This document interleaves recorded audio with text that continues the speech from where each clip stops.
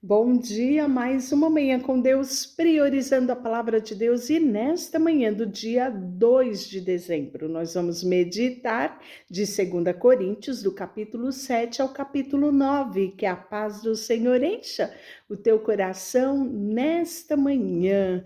Capítulo 7, ele vai dar uma continuação àquilo que ele estava falando no capítulo 6. E ele começa falando assim: tendo, pois, amados, tais promessas, purifiquemo-nos de toda impureza, tanto da carne como do espírito, aperfeiçoando a nossa santidade no temor de Deus.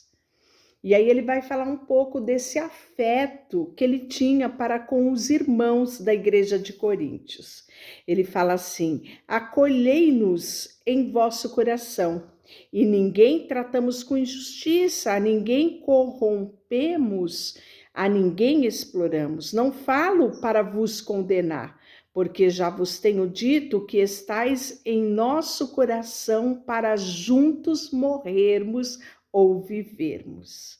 Muito grande a minha franqueza para convosco, e muito me glorio por vossa causa. Sinto-me grandemente confortado e transbordante de júbilo em toda a nossa tribulação. Porque, chegado a nós a Macedônia, nenhum alívio tivemos, pelo contrário, em tudo fomos atribulados. Lutas por fora, temores por dentro. Por quê? Ele esperava encontrar Tito e ele não encontrou. E ele manifesta essa preocupação, essa tristeza, essa inquietação lá em 2 Coríntios 2:13, ele fala sobre isso. Porém, Deus, que conforta os abatidos, nos consolou com a chegada de Tito. E não somente com a sua chegada, mas também pelo conforto que recebeu de vós, referindo-nos à vossa saudade, ao vosso pranto, ao vosso zelo por mim, aumentando assim o meu regozijo. Portanto, ainda que vos tenha contristado com carta, não me arrependo, embora já tenha arrependido. Vejo que aquela carta vos contristou por um breve tempo. Agora me alegro, porque fostes contristado, mas porque foste contristado para o arrependimento, pois foste contristado segundo Deus, para que de nossa parte não haja, nenhum dano. Porque a tristeza, segundo Deus, produz o arrependimento para a salvação, que ninguém traz pesar, mas a tristeza do mundo produz a morte. Porque quando o cuidado não produziu isso mesmo em vós, que segundo Deus foste contristado, que defesa, que indignação, que temor, que saudade, que zelo, que vindita. Em tudo deste prova de estardes inocente nesse assunto. Portanto, embora vos tenha escrito, não foi por causa do que fez o mal, nem por causa do que sofreu o agravo, mas para que a vossa solicitude a nosso favor fosse manifesta entre vós diante de Deus.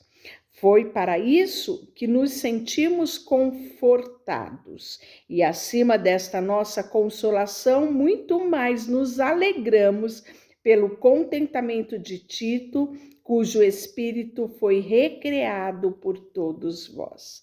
Porque se em alguma coisa me gloriei de vós para com ele, não fiquei envergonhado.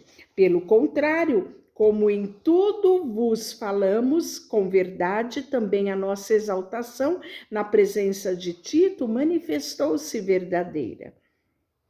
Então ele fala, alegro-me porque em tudo posso confiar em vós. Olha essa declaração de Paulo para esta igreja de Coríntios, Então, eles foram ademoestados, contristados, se arrependeram, não é? E Paulo se orgulha do que esta igreja, tem se tornado. E aí, ele vai falar também para a oferta, né? As igrejas da Macedônia, para os pobres da Judéia. Também, irmãos, vos fazemos conhecer a graça de Deus concedida à igreja da Macedônia, porque no meio de muita prova e de tribulação manifestaram abundância e alegria e profunda pobreza. Deles superabundou em grande riqueza a sua generosidade, né? Então, ou seja, né, os irmãos de Coríntios, eles tinham um coração que abençoava outros irmãos, né? Eles abençoaram a igreja da Macedônia. E aí, não somente fizeram como nós esperávamos, mas também deram a si mesmo, primeiro ao Senhor, depois a nós, pela vontade do nosso Deus, que nos levantou e nos levou a recomendar a Tito que, como começou, assim também complete essa graça entre vós. Como, porém, em tudo manifestais superabundância também na fé, na palavra, como no saber, em todo cuidado, em todo amor para convosco, assim também abundeis pela graça, né? E aí ele fala, né, que ele diz tudo isso à igreja de Corinto não como mandamento, né, mas para provar pela diligência de outros a sinceridade do amor que esta igreja tinha, né? Pois conheceste a graça do nosso Senhor Jesus Cristo, sendo rico, se fez pobre por amor de vós, para que pela sua pobreza vos tornasseis ricos. E aí nós vamos ver que há um novo encargo para Tito. É declarado aqui por Paulo no capítulo 8, versículo 16. Mas graças a Deus que pôs no coração de Tito a mesma solicitude de amor por vós, porque atendeu ao nosso apelo, mostrando-se mais cuidadoso, partiu voluntariamente para vós outros, né? Então, não foi só a pedido de Paulo, mas houve uma liberação, houve também uma vontade própria de Tito estar com os irmãos ali em Corinto, né? E por fim, capítulo 9, a instrução de Paulo em referência à grande coleta. Ora, quanto à assistência a favor dos santos, é desnecessário escrever-vos, porque bem conheço a vossa presteza, da qual me glorio junto aos macedônios, dizendo que a Caia está preparado desde o ano passado e o vosso zelo tem estimulado muitíssimo. Contudo, enviei irmãos para que o nosso louvor a vosso respeito nesse particular não se desminta, a fim de que, como venho dizendo, estiveis preparado, para que, caso algum macedônio forem comigo e vos encontrar desapercebido, não fizemos nós envergonhados, para não dizer vós quanto a esta confiança, porque julguei convenientemente recomendar aos irmãos que me precedesse entre vós e preparasse de antemão a vossa dádiva já anunciada, para que esteja pronto como expressão de generosidade e não avareza, né? E aí ele vai falar sobre a sementeira e a colheita. Com isto afirmo, aquele que semeia pouco, pouco também ceifará, o que semeia com fartura, com abundância também ceifará. Cada um contribua segundo tiver proposto no seu coração, não com tristeza ou por necessidade, mas porque Deus ama a quem dar com alegria. Deus pode fazer-vos abundar em toda graça, a fim de que tendes sempre e em tudo ampla suficiência, superabundeis em toda boa obra.